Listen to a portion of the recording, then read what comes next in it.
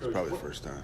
What first attracted you to the air raid offense and Mike Leach's offense? And I guess following that, how is your offense different from what Mike Leach has done as the air raid guy? Well, to answer your first question, I would say the first 5 years of my career, I really I studied a couple offenses and I drew from what I did in college because that's all you know. You know, when you go from being a player one year to being a coach the next year, and in my case, I was permitted to run the passing game my first year in coaching. And of course, you think you have all the answers, and you don't have any of them really, but you don't know that. And so, for 5 years, I kind of I studied BYU with Lavelle Edwards, and I got a lot of stuff from Joe Tiller, who was at Purdue at the time, and you just kind of, you're searching for an identity. I knew I wanted to be an offense coordinator and a head coach, and you're searching for an identity, and you're searching for a system, and you're just trying to learn the game. And then in '97, I went to, I drove down to Kentucky, and I went to see Mike Leach, who I'd never met at the time. I had no idea that was going to be the system that I felt was the right system. But I went down there and I listened to it, and we talked for a long time about his stuff. And I drove away from the University of Kentucky knowing that this was the system. And the reason was it made sense to me. I knew that I could do it as a player. I knew that at the time I didn't realize, but I knew it would help players play because it was simple and you could be instinctive doing it. And I've come to realize over the years that that's the number one benefit from being in that system. And so I adopted it that day and tried to perfect it. And to answer your second question, I would say that the difference maybe is, there are a number of different coaches that implement the air raid system. And Mike is the purist. And when I go visit with him, I always leave there and I'm reminded that the simplicity is really the genius of the whole thing. And so it makes me relook at what we're doing, and it probably reaffirms for me my belief in the philosophy of keeping it simple so that the guys can play instinctively. When I visit with Cliff Kingsbury, in my opinion, he's the best touchdown or prolific play game planner that I know in college football.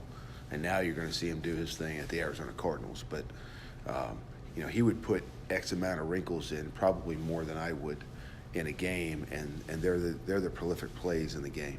They're the touchdown plays in the game.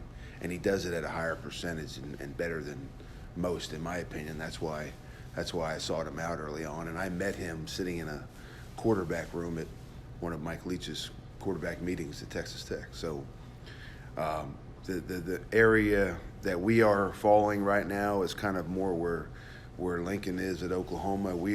The philosophy is air raid. We throw the ball that way. But there's going to be a downhill power run element to the offense that we think is very important. So we're kind of probably somewhere in between the two of those guys. So from a football perspective, like what about the actual offense was so attractive to you? Like what well, one, it's simple. Two, it allows athletes to go be athletes. Okay. They're not confined by the drawing of a post route in a playbook.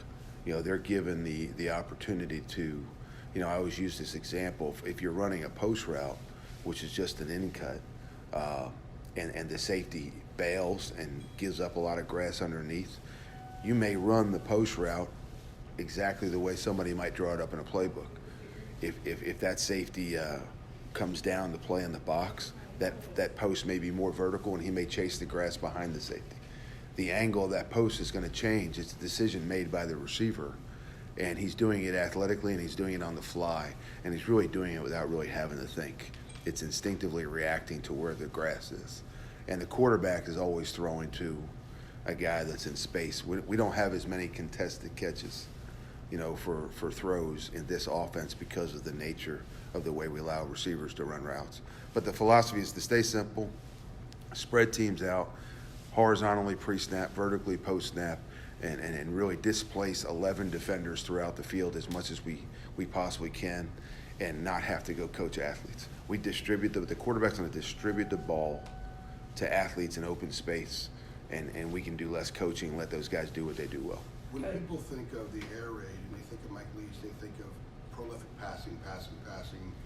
Coach Brown has emphasized the run element that you guys have in this offense. When you decided that that was going to be something that you were going to kind of focus on, when did you realize that you had to add a run element to it? Was it early on? And kind of how has the run game in your offense evolved over the years? I don't know if I ever felt like we had to add it. I just my mindset. I think it's necessary. And I think when you're able to run the football, it helps the pass game. When you're able to throw the football and stretch the field, it helps the run game. It's very difficult to defend the field and defend the box. You know, typically most defensive coordinators are going to emphasize one over the other. The old school way of thinking is defend the box, stop the run game, force a team to throw the football, play great defense, and that wins championships. That's the traditional way of thinking, and it's being proven that it can be done a lot differently. Doesn't mean that that's wrong or right, but there are a lot of different ways to win championships. I think with the way the game is going right now, being one-dimensional helps the defense. And when you're able to run the ball and throw the football. And then there's a third aspect to the offense, and that's the screen game that I think kind of marries both of them together, because you can throw screens off the run game, you can throw screens off the pass game, and we have both.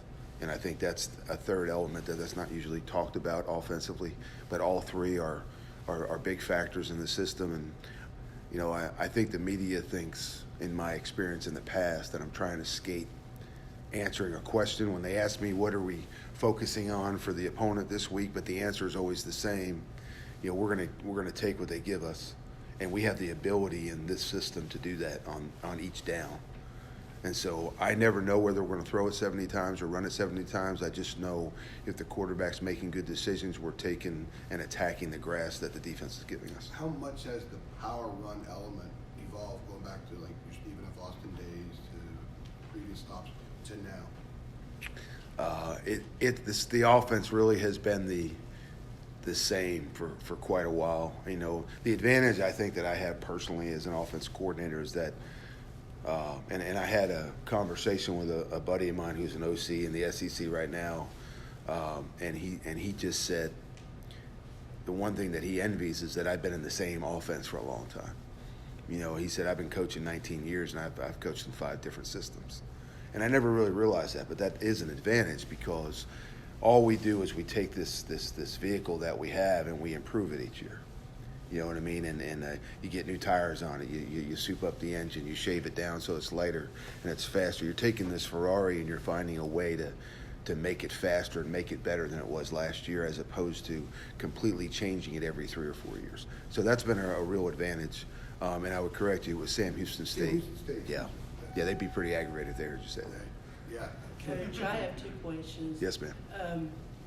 Quarterback group, is this the youngest group that you've ever been associated with?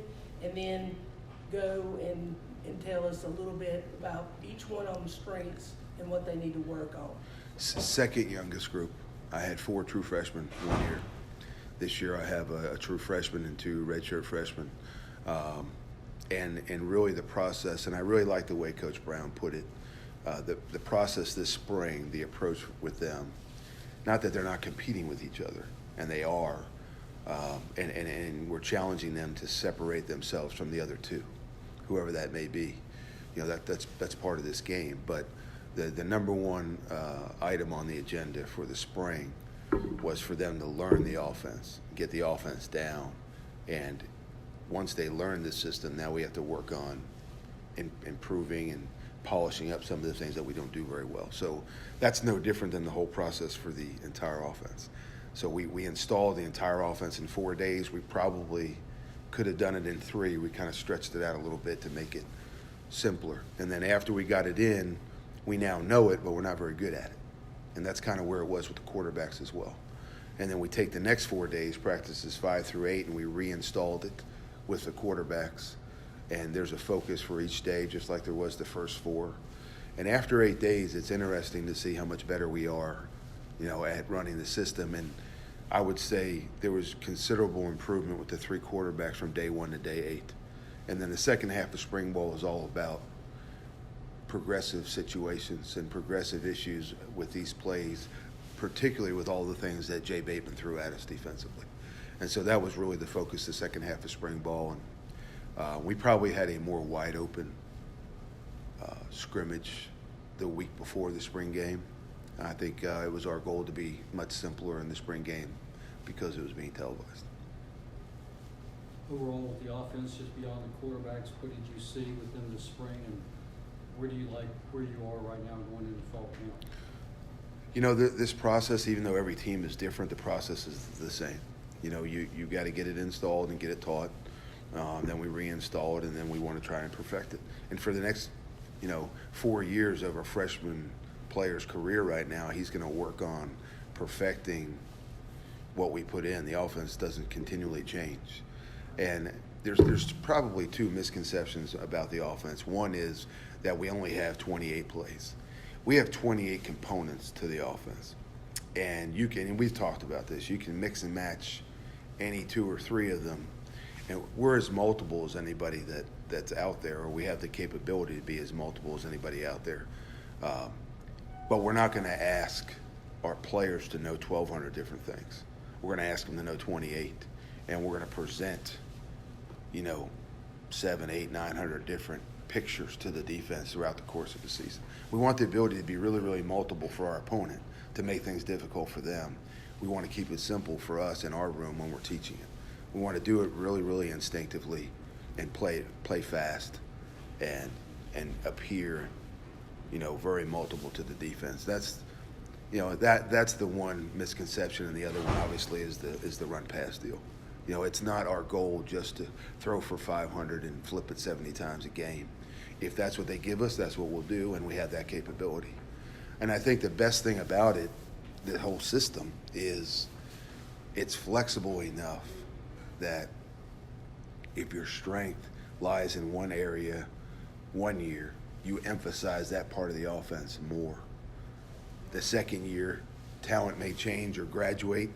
You have a different quarterback, you have a different running back, you have better or fewer receivers in a particular year, you have a stud tight end one year you don't. You just emphasize what your talent dictates you have. Go ahead. At Ole Miss, you ranked top 10 nationally, yards per play, but then struggled in the red zone and getting in the end zone. Why the disconnect there, and how can you improve that? Two things I would say. One, we've forever been very good on third down and very good in the red zone, and particularly very, very successful in goal line situations. Ole Miss, I think from the parameters that we had, we ran about 65% of the offense. One of the things that's real exciting for me here is Mac Brown has said, run it, go do it.